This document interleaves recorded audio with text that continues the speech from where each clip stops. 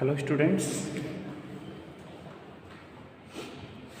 आपको जो last video में अपन ने डिस्कस किया था पॉइंट था ना, जो रूट नेम है वो कैसे हम राइट करते हैं उसको हमने डिस्कस किया था। तो कुछ कंपोनेंट्स की अपन ने रूट नेमिंग की थी। एक बार हम फिर से उस रूट नेम को चेक करते हैं। उस रूट नेम को चेक करेंगे कैसे है। हमने कहा था कि अगर रूट नेम एक कार्बन वाला हो तो उसकी नेमिंग कैसे करेंगे। C1, C2, C3, C4, C5, C6, C7, C8, C9, C10, C11, C12, C13, C14, C15। Okay, C15 right कर सकते हैं, ऊपर राइट करते हैं। C15, C16, C17, C18, C19, C20। यहाँ अपन ने राइट किया था मैथ एट प्रोड्यूट पेंट। आज का दिन ये क्या था? Pent pent hex hept oct non dec undec dodec tridec tetradec. ऐसे अपन यहाँ से अपन क्या राइट कर सकते हैं? पेंटाडेक पेंटाडेक हेक्साडेक हेप्टाडेक ऑक्टाडेक नोनाडेक। और 20 के लिए लिखते हैं अपन आइकोस। क्या लिखते हैं? आइकोस। कई बुक्स में ICOS लिखा हुआ मिल सकता है या IECOS भी मिल सकता है। इसको बोलते हैं अपन आइकोस। ऐसे ही हम किसी 30 के लिए अगर बात करते हैं तो इसके लिए अपन ट्राइकोन की बात करते हैं। ऐसे ही अपन टेट्राकोन पेंटाकोन वगैरह अपन यूज कर सकते हैं। तो ये अपन के रूट नेमिंग है। कभी भी आपको ऐसे बड़े एग्जांपल्स नहीं मिलते, मैक्सिमम अपन 10, 11, 12 तक ऐसे एग्जांपल्स आपको मिलते हैं। तो ये अपन ने डिस्कस किया था रूट नेमिंग किस बेसिस पे? चेन के बेसिस पे कि कितने कार्बन की ये चेन बननी है, उसके आधार पर हम इसका रूट नेम क्या लिख सकते हैं। क्लियर? चलिए अब नया टॉपिक स्टार्ट करते हैं। तो हमने जनरल कंपाउंड्स की बात की है, कैसे हम उनको लिखते हैं, कैसे हम उनको आइडेंटिफाई करते हैं, एल्काइल ग्रुप का फॉर्मेशन कैसे अपन करें। क्योंकि ये चीजें अपन को कहाँ पढ़नी है? जब अपन ऑर्गेनिक केमिस्ट्री पढ़ेंगे, कंपाउंड का फॉर्मेशन करेंगे, तो ये सभी चीजें डिस्कस की जाएंगी।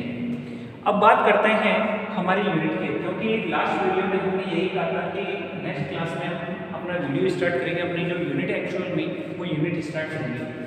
तो यूनिट अपनी थर्ड है, यूनिट थर्ड है। यूनिट थर्ड की नेमिंग है एल्केन। क्या क्या पढ़ना आपको? Alkane, alkyne, alkyne. इसके बाद एल्काडाइन पढ़ना है, एल्काडाइन। फिर है साइक्लोएल्कीन, साइक्लोएल्कीन, और उसके बाद में साइक्लोएल्कीन। ये चीजें अपन चेक करनी है। लगभग अपने पास 6 पॉइंट हैं। 6 पॉइंटों को डिस्कस करेंगे इनके बेसिस पे। अब यहाँ से हम स्टार्ट कर रहे हैं। हमारा जो पहला पॉइंट है एल्कीन। एल्कीन क्या होते हैं, किस प्रकार इनका फॉर्मेशन किया जाता है, इन चीज़ों की बात हम करते हैं। तो बात करते हैं कि एल्कीन क्या है। तो सबसे पहली बात तो ये है कि इनको पैराफिन भी कहा जाता है। क्या कहा जाता है इनको? पैराफिन। पैराफिन क्यों कहा जाता है? पैराफिन कहा जाता है इनकी क्रियाशीलता के कारण। जो कि अपन ये कहते हैं कि एल्केनों में कार्बन कार्बन के मध्य सिंगल बॉन्ड पाया जाता है, और सिंगल बॉन्ड की वजह से प्रत्येक कार्बन अपनी संयोजकता को पूर्ण करता है। इसलिए हम ये कहते हैं कि जो एल्केन है वो अदर स्पीशीज के साथ बॉन्ड बनाने की या रिएक्ट करने की टेंडेंसी कम रखते हैं। परिणाम स्वरूप क्या होते हैं? वो कम क्रियाशील हो जाते हैं। इनको पैराफिन भी कहा जाता है। पैराफिन भी कहा जाता है, क्योंकि पैराफिन मीन्स क्या होता है? पैराफिन का सामान्य अर्थ कम क्रियाशील होता है। क्या होता है? कम क्रियाशील होता है। तो कम क्रियाशीलता के कारण एल्केन का दूसरा नाम क्या पड़ा है? पैराफिन। ओके, अब बात करते हैं कि इनके जो जनरल कैरेक्टर हैं वो क्या हैं, कैसे हम इनको राइट करेंगे, कैसे इनको हम आइडेंटिफाई करेंगे। तो जैसे पहला ही बात कही अपने कि इनका जो इन्हें सामान्यतः किस नाम से जाना जाता है? पैराफिन, पहला कैरेक्टर। दूसरा कैरेक्टर कि ये सैचुरेटेड होते हैं और साथ में अपन कह सकते हैं कि इनका सामान्य प्रदर्शन क्या होता है? इनका सामान्य प्रदर्शन RH द्वारा हम इनको प्रदर्शित करते हैं। इनका सामान्य संरचना सूत्र होता है CnH2n+2 होता है। अपन को ये पता है कि जो n की वैल्यू होगी यहाँ पे कहाँ से स्टार्ट करते हैं? 1 2 3 2 2 2 के थ्रू अपन इसको मेंशन करते हैं। ये अपन को ध्यान रखना होता है। और अगर अपन बात करते हैं कि जो निम्नतर एल्केन होते हैं वो क्या होते हैं? कुछ गैसियस फॉर्म में होते हैं, जिनमें सामान्यतः जो प्रथम 4 सदस्य होते हैं एल्केन के, जिसमें अपन बात करते हैं मीथेन, इथेन, प्रोपेन और ब्यूटेन, वो सामान्यतः गैसीय अवस्था में होते हैं। इसके बाद वाले जो लगभग अपन बात करें कि C1 से C4 तक गैस फॉर्म में होते हैं, C5 से लगभग C17 तक के द्रव अवस्था में आ जाते हैं और C17 से उच्च कैसे होते हैं? C17 या C17 से कुछ जो होते हैं वो ठोस अवस्था में प्राप्त किए जाते हैं। सामान्यतः अपन कहते हैं कि जो कार्बन की जो अगर इनको क्लासिफाइड करते हैं उनकी प्रकृति के आधार पर, तो 1 से लेकर 4 तक के कार्बन सामान्यतः गैस अवस्था में है, 5 से 17 तक द्रव और 17 के बाद वाले सामान्यतः ठोस अवस्था में प्राप्त किए जाते हैं। ये अपन को ध्यान रखना। तो ये इनका जनरल इंट्रोडक्शन था। अब एक्चुअली में यहाँ से हम बात करेंगे कि एल्केन्स की जो नेमिंग है वो कैसे की जाती है और क्या इसमें जो समावयवता है वो किस तरह की होगी, कितने प्रकार की होती है, इन चीज़ों को अपन डिस्कस करते हैं। तो सबसे पहले हम बात करते हैं एल्केनों का नामकरण। ठीक है, तो एल्केन के सामान्य कैरेक्टर थे, पैराफिन कहा गया है, सामान्यतः RH से प्रदर्शित करते हैं। सामान्य सूत्र ये है, इनकी जो यौगिकों की अवस्था होती है वो किस प्रकार की है। क्लियर? तो यहाँ से हम बात करते हैं कि एल्केनों का जो नामकरण है वो कैसे किया जाएगा। एल्केनों का दो तरह से नामकरण किया जाता है, लेकिन जो पहला नामकरण है एल्केनों का नामकरण, एल्केनों का नामकरण। अब एल्केनों के नामकरण की दो पद्धतियां हैं। दो पद्धतियां कौन सी है? पहली पद्धति है रूढ़ नाम पद्धति, रूढ़ नाम पद्धति, और दूसरी कौन सी होती है? IUPAC पद्धति है। रूढ़ नाम पद्धति में जो इनके प्रथम 5 सदस्य होते हैं उनका सामान्यतः नामकरण किया जाता है। तो अपन कह सकते हैं कि इस नाम पद्धति में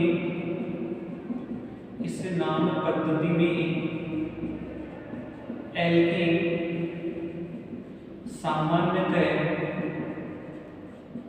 सामान्यतः N-एल्केन, आइसोएल्केन व नियोएल्केन द्वारा प्रदर्शित किए जाते हैं। वह सामान्यतः नियोएल्केन द्वारा प्रदर्शित किए जाते हैं या लिखे जाते हैं। तो इस नाम पद्धति में एल्केन सामान्यतः N-एल्केन, आइसोएल्केन और नियोएल्केन प्रकार से होते हैं। अब बात करते हैं कि N-एल्केन क्या है, आइसोएल्केन कैसे बनते हैं, नियोएल्केन का नामकरण कब करते हैं। तो शायद ये अपन ने पहले वाले जो वीडियोस थे, हमारी क्लास थी, उसमें हम ये चीज़ डिस्कस कर चुके हैं कि जो N-एल्केन है वो कब बनते हैं, जब श्रृंखला में केवल 1 डिग्री और 2 डिग्री कार्बन उपस्थित होते हैं। आइसोएल्केन कब बनते हैं? आइसोएल्केन के लिए कंडीशन अपन ने लिखी थी कि श्रृंखला में केवल एक ही 3 डिग्री कार्बन उपस्थित हो और उस 3 डिग्री कार्बन पर कम से कम 2 1 डिग्री कार्बन उपस्थित हों, तो ऐसे स्थिति में हम उसका नामकरण कैसे करते हैं? आइसो एल्केन के द्वारा करते हैं। जबकि नियो एल्केन के लिए हमने कहा था कि ऐसे यौगिक जिनमें कम से कम एक 4 डिग्री कार्बन उपस्थित हो, जिस पर कम से कम 3 1 डिग्री कार्बन उपस्थित हो। एक बार हम इसका नामकरण चेक कर लेते हैं एन आइसो और नियो के बेसिस पे। बात करते हैं simply CH3 CH3 CH3 CH2 CH CH3 CH3 CH3 CH3 CH3, ऐसे ही कुछ एग्जांपल्स की बात करें CH3 CH3 CH3 and CH3 CH3 CH2 CH3। तो देखो अपन बात करते हैं कि जो ये नाम पद्धति है ये सामान्यतः अपन 1 से लेके 3 कार्बन तक नहीं यूज करते, 3 कार्बन तक नहीं बनते, क्योंकि इनका नाम साधारणतः ही जो साधारण नाम होता है वही इनका IUPAC नाम भी होता है। जैसे अगर अपन बात कर ले, एक कार्बन वाला ये है, एक सॉरी CH4 है यहाँ, ठीक है, क्या है CH4। तो जो पहले स्पीशीज है, एक कार्बन 2 कार्बोनेट और 3 कार्बोनेट, इनका सामान्य नामकरण कैसे? एक कार्बोनेट रूट नेम क्या लिख के आए थे? एक कार्बन के मैथ NETH में सिंगल बॉन्ड इसमें है नहीं, तो एक ही कार्बन है तो ANE नाम हो जाएगा मीथेन। 2 कार्बन के लिए लिख के आए थे ANE जोड़ना है इथेन। 3 कार्बन वाली स्पीशीज ये रही, 3 कार्बन की स्पीशीज है। इस स्पीशीज की अगर हम बात करते हैं तो 1 2 3 है, 3 के लिए अपन लिखते हैं प्रोप। क्या लिखते हैं? प्रोप। सिंगल बॉन्ड है की वजह से इसकी नेमिंग आती है एंड। चूंकि अपन एल्केनों की बात कर रहे हैं तो सिंगल बॉन्ड के रेफरेंस में ही बात कर रहे हैं। तो देखो पहले कार्बन की बात करें 1 2 तीसरा एग्जांपल ये देखिए, 3 एग्जांपल है। इन तीनों एग्जांपलों की जो नामकरण है जिसमें अपन रूट नाम पद्धति की बात कर रहे हैं वही इनकी IUPAC पद्धति भी होती है, वही इनकी IUPAC पद्धति है। लेकिन जब 3 कार्बन से उच्चतर वाले प्रकार के यौगिक होते हैं तो इनके लिए अपन एन आइसो और नियो एल्केन प्रयुक्त करते हैं। इस एग्जांपल में देखिए नंबर 4, इसमें कितने कार्बन है? 4 कार्बन है। 4 कार्बन के लिए एक यौगिक और बना रहा हूं, CH3 CH2 CH2 CH3 है।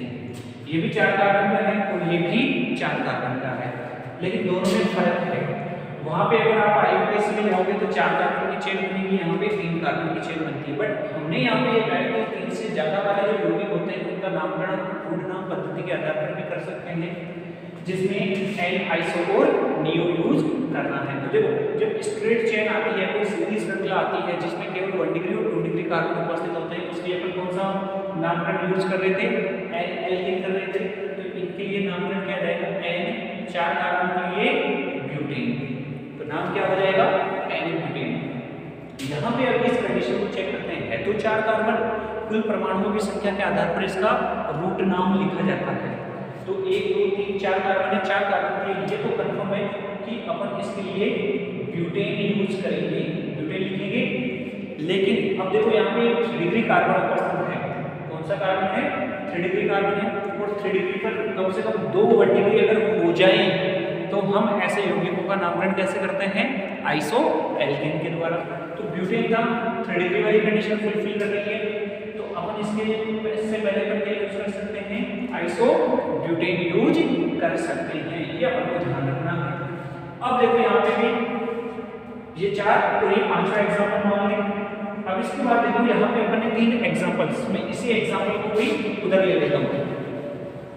देखिए 3 एग्जांपल अपन लिख रहे हैं, CH3 CH2 CH2 CH2 CH3।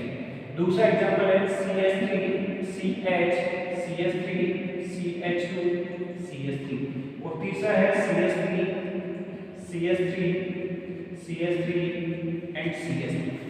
ये एग्जांपल ले ले अपन, इसको तो रफ कर रहे हैं। चलिए अब देखिए इसमें 3 एग्जांपल्स हैं। तीनों एग्जांपल्स को अगर आप चेक करोगे तो इन एग्जांपल्स में सभी में क्या नजर आ रहा है आपको? 5 कार्बन नजर आ रहे होंगे, और 5 कार्बन के लिए अपन को ग्रुप नेम क्या लिखना पड़ता है, पेंटेन। क्या लिखना पड़ेगा, पेंटेन। तो ये एक चीज तो ये हो गई कि इनका नाम पेंटेन तो होगा ही होगा, ये अनुसार हमने पेंटेन इसका नामकरण कर दिया है। ओके, पेंटेन नामकरण कर दिया। अब यहाँ पे अगर हम बात करते हैं ये वाली इजराइली, हमने क्या कहा है कि एन एल्केन जब केवल श्रृंखला में 1 डिग्री और 2 डिग्री हो, चेक कीजिए यहाँ पे 1 डिग्री और 2 डिग्री है, इसलिए हम इसका नामकरण करेंगे एन पेंटेन। क्या करेंगे, एन पेंटेन। इसके बाद अगर अपन बात करते हैं आइसोएल्केन के लिए, तो आइसोएल्केन के लिए कहते हैं कि यौगिक में केवल एक 3 डिग्री कार्बन हो और उस 3 डिग्री कार्बन पर कम से कम 2 1 डिग्री कार्बन उपस्थित हो, तो ऐसे यौगिक के लिए हम क्या यूज करेंगे, आइसो अनुलग्न यूज करते हैं, नामकरण हो जाएगा आइसो पेंटेन। बात करते हैं तीसरे यौगिक के लिए, ये वाली कंडीशन क्या बताई थी अपन ने कि यौगिक में एक चतुर्थक कार्बन हो, 4 डिग्री कार्बन उपस्थित हो, जिस पर कम से कम 3 1 डिग्री हो। देखो यहाँ पे 4 1 डिग्री है, ये तो बहुत अच्छी बात है कि चारों मिल जाते हैं, लेकिन हर बार ये जरूरी नहीं कि 4 ही मिले, लेकिन फिर भी अगर अपन को नियो लिखना है, नियो पूर्वलग्न लगाना है, तो उसके लिए कंडीशन फिक्स है। क्या है कि एक 4 डिग्री हो और उस पर कम से कम 3 1 डिग्री हो, 3 1 डिग्री ध्यान रखना, तो ये अपन क्या यूज करेंगे, नियो। यहाँ पे चारों 1 डिग्री है, बहुत अच्छी कंडीशंस में है ये। तो ऐसे यौगिक जिसमें एक 1 डिग्री एक 4 डिग्री कार्बन उपस्थित हो, जिस पर कम से कम 3 1 डिग्री कार्बन उपस्थित हो, नियोपेंटेन कहा जाता है। इस तरह से हम इनका नामकरण करते हैं। ये हमारी पहली पद्धति है, नाम पद्धति, जिसको अपन कहते हैं रूट नाम पद्धति। ओके, नामकरण कैसे किया हमने, एन, आइसो और नियो प्रकार से किया है। ध्यान रखना है कि यह जो रूट नाम पद्धति है वो 1 से लेकर 3 कार्बन तक के लिए आईयूपीएसी के समान ही है, उसमें कोई चेंजेस नहीं है। लेकिन अगर हम बात करते हैं 3 कार्बन से उच्चतर एल्केन सदस्यों के लिए, तो उनमें रूट नाम पद्धति के आधार पर क्या करते हैं, एन एल्केन, आइसो एल्केन और नियो एल्केन, ये अपन को ध्यान रखना है। अब बात करते हैं जो अपनी सेकंड जो पद्धति है, आईयूपीएसी पद्धति। आईयूपीएसी पद्धति के आधार पर हम क्या कहते हैं, आईयूपीएसी के देखो कुछ रूल्स होते हैं, उन रूल्स को फॉलो करना होता है। आईयूपीएसी पद्धति, आईयूपीएसी पद्धति का जो पहला रूल है, वो पहला रूल है कि लंबी श्रृंखला का चयन, लंबी श्रृंखला का चयन करना, लंबी श्रृंखला का चयन करना, ये पहला रूल है। दूसरे रूल की बात करते हैं तो दूसरा रूल ये कहता है कि अगर आपने लंबी श्रृंखला का चयन किया है तो अंकन करना है, नंबरिंग करना होता है आपको। तो अंकन या ये कहें नंबरिंग, अंकन या नंबरिंग उस सिरे से की जाती है, उस सिरे से की जाती है जिस ओर से किसी प्रतिस्थापी या एल्किल समूह या क्रियात्मक समूह या बहुबंध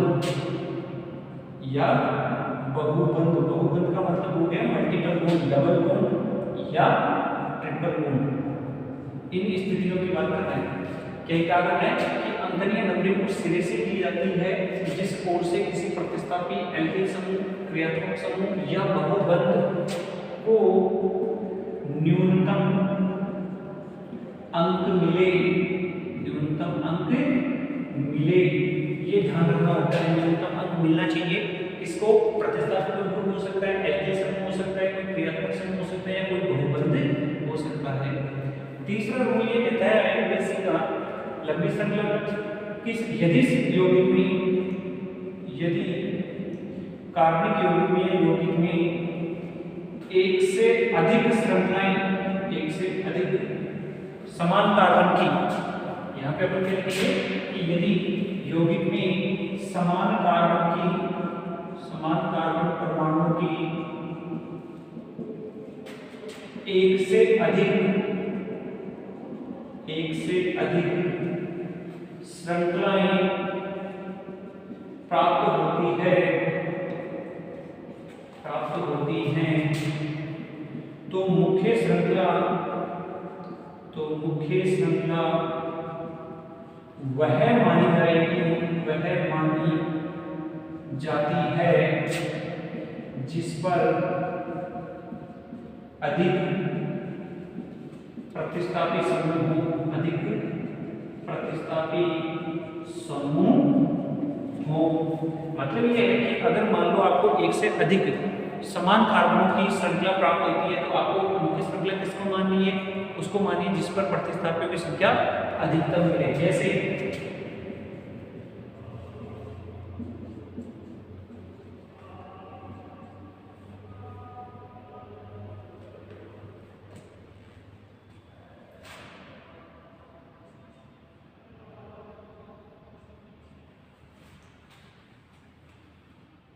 तो यहाँ पे देखो कितने कार्बन मिलेंगे? 1 2 3 4 5 6 1 2 3 4 5 6 1 2 3 4 5 6 ये मिल रही है। यहाँ पे भी एक कार्बन हो रहा था देखा, ठीक है। अब इसको चेक कीजिए।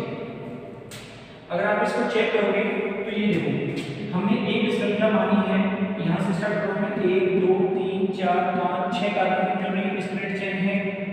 एक बार के लिए मैं इसको इस श्रृंखला को मानता हूँ। देखो हमने ये मुख्य श्रृंखला मानी है, इसके अलावा में कोई चेन मिल रही है क्या? 1 2 3 4 5 6 की मिल रही है, ये भी तो हो सकता है, ठीक है। तो एक बार मैं इन दोनों की बात कर लेता हूँ। एक बार तो हम स्ट्रेट चेन को मान ले, स्ट्रेट चेन में कितने कार्बन है? 6। जबकि अपन ने साइड चेन की बात की है कौन सी? ये वाली, इसमें भी कितने मिल रहे हैं? अपन को 6 कार्बन मिल रहे हैं। अब बात ये है कि ये आईयूपीएसी का रूल क्या कह रहा है कि यदि यौगिक में समान कार्बन परमाणु की एक से अधिक श्रृंखलाएं हों तो मुख्य श्रृंखला कौन सी मानी जाएगी? जिस पर अधिक प्रतिस्थापी समूह उपस्थित हो, अधिक प्रतिस्थापी समूह उपस्थित होंगे। तो अगर हम एक स्ट्रेट चेन मानते हैं, स्ट्रेट चेन के अलावा भी देखो हो सकता है 1 2 3 4 5 6 ये तीसरी चेन है। इसके अलावा देखो 1 2 3 4 5 6 ये भी हो सकती है। तो बहुत सारी चेन मिल रही है। अब हमें ये चेक करना है कि किस पर आपको मैक्सिमम प्रतिस्थापी मिल रहे हैं, जो प्रतिस्थापी समूहों की संख्या वो अधिकतम कहाँ है। तो यहाँ से देखो अगर मैं स्ट्रेट चेन मानता हूँ, स्ट्रेट चेन लेते हैं तो प्रतिस्थापी कितने मिलेंगे? एक मिलेगा ये नंबर 2 और एक ही पूरा मिलेगा नंबर 3। तो प्रतिस्थापी कितने मिले अपन को? स्ट्रेट चेन मानने पर 3 प्रतिस्थापी मिल रहे हैं। लेकिन यदि हम साइड चेन को अगर मान लें, अगर हम इस श्रृंखला की बात करते हैं, ये श्रृंखला अपन मान रहे हैं, एक बार ये श्रृंखला में तो इस पे कितने प्रतिस्थापी मिल रहे हैं? ये 1 ये 2 यहाँ पर ये 3 और ये 4। तो पहले अगर हम सीधी श्रृंखला लेते हैं तो कितने प्रतिस्थापी मिल रहे थे अपन को? केवल 3। जबकि हम ये श्रृंखला चेंज करते हैं तो प्रतिस्थापी कितने मिल जाते हैं? 4। इसलिए आईयूपीएसी कहती है कि जिस पर अधिक प्रतिस्थापी होंगे वो आपकी मुख्य श्रृंखला मानी जाएगी। तो आपकी मुख्य श्रृंखला ये मानी जाती है। ये कहलाता है आईयूपीएसी का रूल नंबर 3, जिसमें मुख्य श्रृंखला वह मानी जाएगी जिस पर प्रतिस्थापियों की संख्या अधिकतम हो। चौथा रूल ये कहता है कि यदि श्रृंखला में बहुबंध उपस्थित हो तो उसे श्रृंखला में सम्मिलित किया जाता है। ये चौथा रूल है। बहुत सारे रूल्स हैं, लेकिन अपन एल्केनों की बात करते हैं तो एल्केनों में पहला और दूसरा और तीसरा रूल सफिशिएंट है, हम इसके आधार पर कर सकते हैं। पांचवा रूल ये कहता है कि ये नाम यदि यौगिक में कोई क्रियात्मक समूह उपस्थित हो, कोई क्रियात्मक समूह, देखो एक मिनट अपन जो रूल नंबर 4 है उसको थोड़ा और सुधार करते हैं कि यदि श्रृंखला में बहुबंध उपस्थित हो तो उसे श्रृंखला में सम्मिलित किया जाता है, चाहे श्रृंखला छोटी ही क्यों ना हो, चाहे श्रृंखला अंक। जबकि हम पहले क्या करें लंबी श्रृंखला का चयन करना है, लेकिन ध्यान रखना कि अगर मान लो बहुपद है उसको आपको सम्मिलित करना पड़ेगा, चाहे श्रृंखला छोटी ही क्यों नहीं हो जाए, आपको उसको सम्मिलित करना है। मतलब रूल्स फर्स्ट फॉलो नहीं हो पाते उस कंडीशन में। नेक्स्ट है कि यदि यौगिक में कोई क्रियात्मक समूह उपस्थित है, क्रियात्मक समूह उपस्थित है और वह कार्बन कंटेन करता हो, कार्बन परमाणु रखता हो, कार्बन कंटेन करता हो, तो उसे श्रृंखला में सम्मिलित किया जाता है, सम्मिलित किया जाता है और अंकन में वरीयता दी जाती है, वरीयता दी जाती है और अंकन वहीं से किया जाता है, वहीं से नहीं कह सकते, वरीयता दी जाती है, पर इतना लिख सकते हैं कि उसको वरीयता दी जाएगी। अगर वो पहले नंबर पे आ रहा है तो सबसे कम अंक उसको मिलने चाहिए अगर कोई क्रियात्मक समूह में उपस्थित है तो। इसके अलावा कुछ रूल्स हैं, जैसे अगर अपन बात करते हैं नंबर 6 पॉइंट की, कि नामकरण करते समय यदि कोई क्रियात्मक है, कोई प्रतिस्थापी समूह, कोई प्रतिस्थापी समूह एक से अधिक बार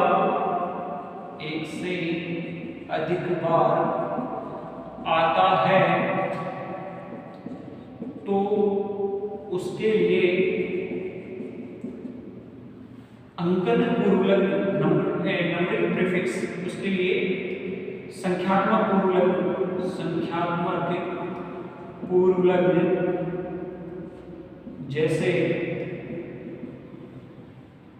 2 बार के लिए 2 बार, जब 2 बार आता है तो डाई, 3 बार आता है तो ट्राई, 4 बार आता है तो टेट्रा। इस तरह से अपन इनके लिए संख्यात्मक पूर्वलग्न उपयोग करते हैं, संख्यात्मक पूर्वलग्न उपयोग करते हैं।